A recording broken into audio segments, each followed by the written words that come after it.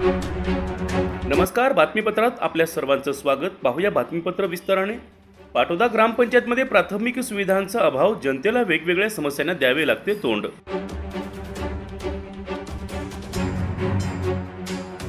नायगाव तालुक्यातील पाटोदा या गावामध्ये अनेक वर्षापासून लोकांना पाणी विकत दर वर्षाला 3 ते 4 हजार रुपये देऊन वैयक्तिक बोर विहीर यांच्याकडून विकत घेण्याची वेळ गावकऱ्यांना आली आहे।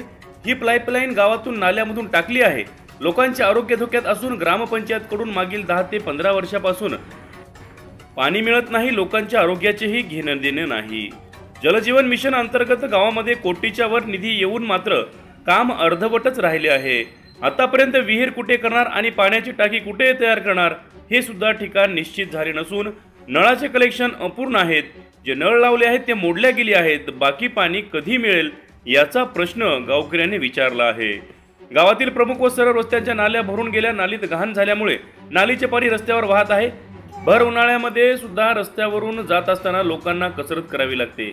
सार्वजनिक बांधकाम विभागातील रोड नालीचे काम झाल्यामुळे दलित वस्ती रहिवाशाला ये-जा करण्यासाठी मोठी जीवावरची कसरत करावी लागत आहे। पंतप्रधान आवास योजनेच्या मार्फत प्रत्येक कुटुंबाला एक पक्के घर देण्याचा निर्धार आहे। पण पाटोदा या गावात घरकुल लाभार्थ्यांना घराची मंजुरी मिळाल्यानंतर घरपट्टी भरा असा अजब दबाव ग्रामसेवकाकडून अडवणूक केला जात आहे आणि वडिलांच्या आजोबांच्या नावावर नमुना 8 नंबर असेल ते पाल्याच्या नावावर करण्यासाठी 2 ते 3 हजार रुपये रक्कम लोकांकडून घेतली जात आहे अशी जनतेमध्ये चर्चा आहे।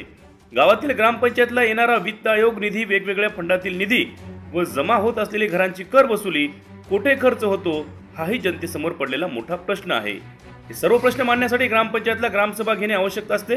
पण मागील 4-5 वर्षापासून ग्रामपंचायतला ग्रामसभा झाल्या नसल्याचे निष्पन्न झालेले आहे। गावातील अडचणी मांडावे तरी कोणापुढे अशा अनेक समस्याचे निवारण कधी होईल याकडे संबंधित वरिष्ठांनी लक्ष देऊन गावकऱ्यांच्या समस्या सोडवावे अशी मागणी पाटोदा गावकऱ्यांकडून केली जात आहे। बहुजन भारत 24/7 न्यूज साठी सहसंपादक अनिल ढवळे, नांदेड।